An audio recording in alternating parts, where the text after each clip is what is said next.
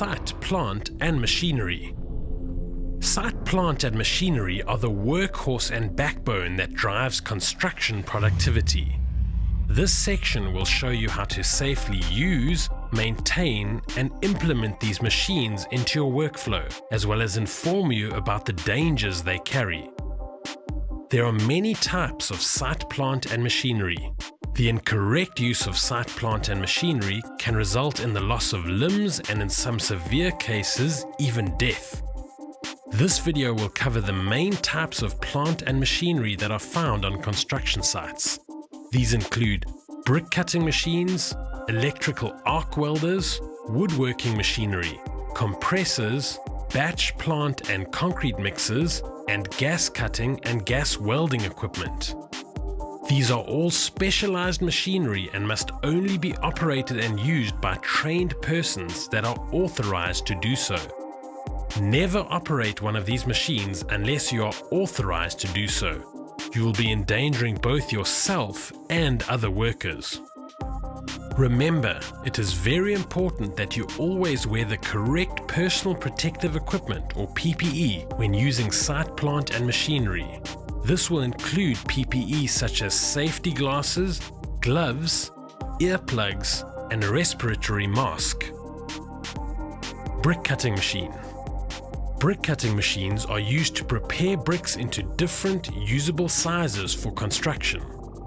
Operators using brick cutting machines must use the correct PPE at all times to ensure eye, face, hearing, foot, hand, and body protection.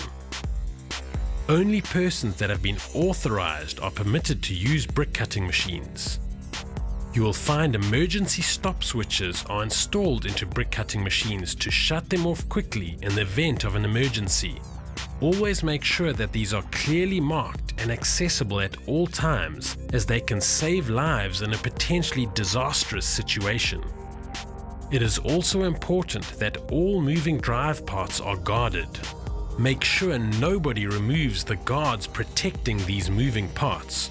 You will lose a finger if you get your hand caught in the motor. Brick cutting machines use water as a cutting fluid and also as a coolant. There's always an extreme danger when water and electricity are used together. Workers can be electrocuted and equipment damaged if electricity and water mix. This should never happen on site.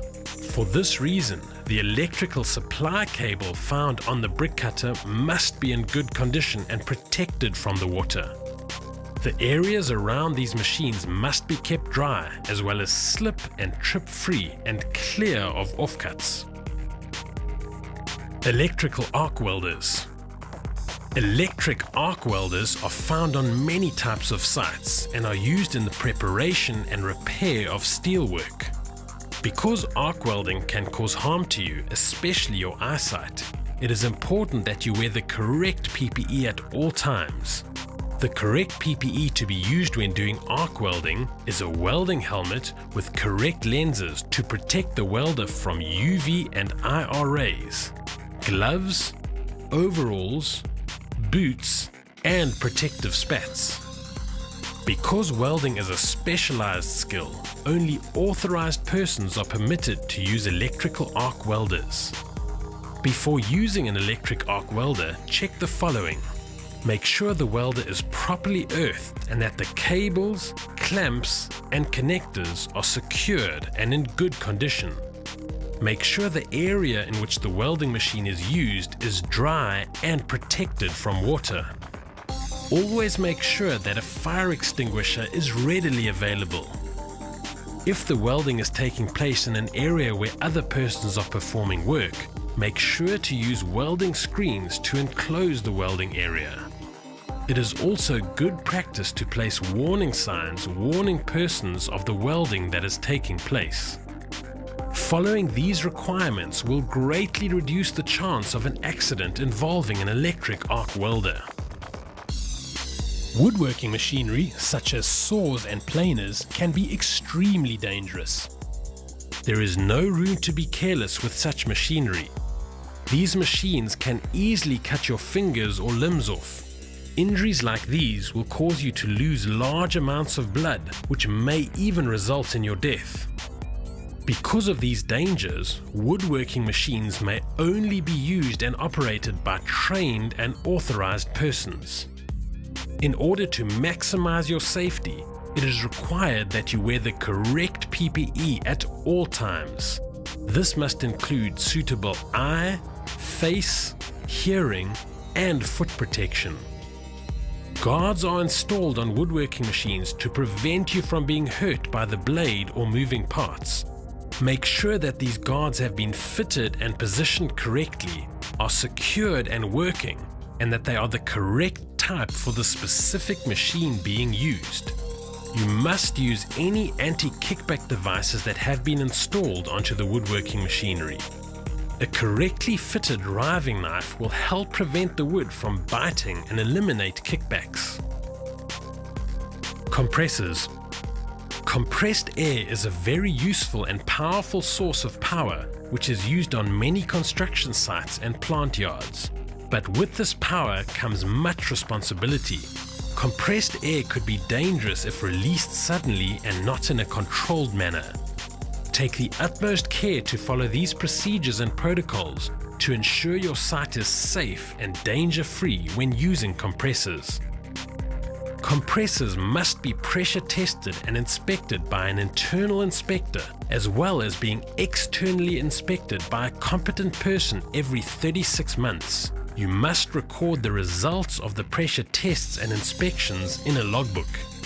Keep this logbook on the premises where the compressor is used at all times.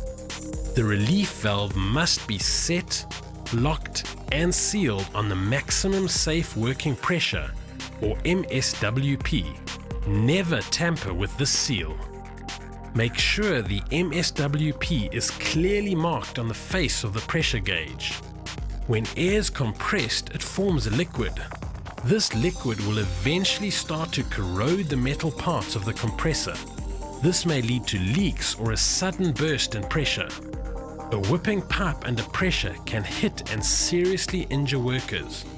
Because of this, it is important to make sure the pressure receiver and lines are drained on a daily basis to remove accumulated liquid. Never attempt to drain a system while it is still under pressure. Most compressors will have drives and pulleys fitted. It is important that these are adequately guarded to avoid any injury to a worker. Getting your hand caught in a pulley system can seriously injure you and may even cause you to lose a finger. Check that the air hoses are in good condition and that they are properly clamped and not wired, and that the restraining chains or whip checks have been installed. Never use a compressor with hoses that have been joined incorrectly or that has no restraining chains fitted. Fitted restraining chains will prevent the hose separating and reacting violently whilst under pressure. An uncontrolled hose under pressure can whip about, hitting and seriously injuring workers. Batch plant and concrete mixer. Let's take a look at batch plants and concrete mixers next. These machines are used in the production of concrete used for laying slabs and decks. Only trained persons that are authorized to operate a batch plant or concrete mixer may operate them. Before using a batch plant, it is important to check that the following is in place. Check that the top platforms of the batch plant are fitted with adequate guardrails. Check that all moving drive parts are guarded, protecting the workers from dangerous exposure to these components. There must be emergency stops installed, and these must be clearly identified and accessible to workers. As a worker, you must know where these emergency stops are positioned. This will allow you to be prepared in case of an emergency. The area surrounding the batch plants and concrete mixers must always be kept clean, dry, and free from trip and slip hazards. Ensure that you have adequate dust abatement methods in place and that these are used at all times. Gas cutting and gas welding equipment. Similar to the electric arc welder, Gas cutting and gas welding equipment is used in the preparation and the repair of steelwork. Because there are very serious dangers involved with this type of welding, it is important that this equipment is only used by trained persons that are authorized to do so. Wearing the correct PPE when welding or cutting with gas will protect you from being injured by heat or flame.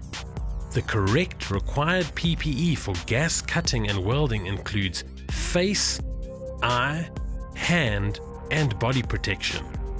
It is important that a competent person inspect this equipment and record the findings in a register. This must be done on a regular basis, and the register must be kept on the premises where the equipment is used at all times. Before using a gas cutter or welder, check the following. Make sure that the torches and gauges are in good condition. Check that flashback arresters have been fitted at the cylinders. Remember, flashback arresters must also be fitted where specified by the manufacturer, such as where long hoses are used or at the gauges. Check that the hoses are in good condition, of the correct type, and that they are connected with the correct hose clamps. Make sure the cylinders are always stored, used, or transported in an upright position. Make sure they are secured in the trolley or cradle where you are using them. When doing flame cutting or welding work, make sure that a fire extinguisher is in close proximity and that you know how to use it. When storing this equipment, make sure that you store it separately from the structure. There are many other types of plant and machinery used in construction. Whether you use the ones we discussed in this video, or whether you use any other type of plant or machinery, the basic safety principles remain the same. Here is a quick summary on the key points regarding all site plant and machinery safety. Only competent persons who have been appointed in writing may operate site plant. Make sure that all site plant you are using is in good condition. Always wear the correct PPE specific to the site plant you are operating. Check that the emergency stops are fitted and that they are visible, accessible, and in good working order.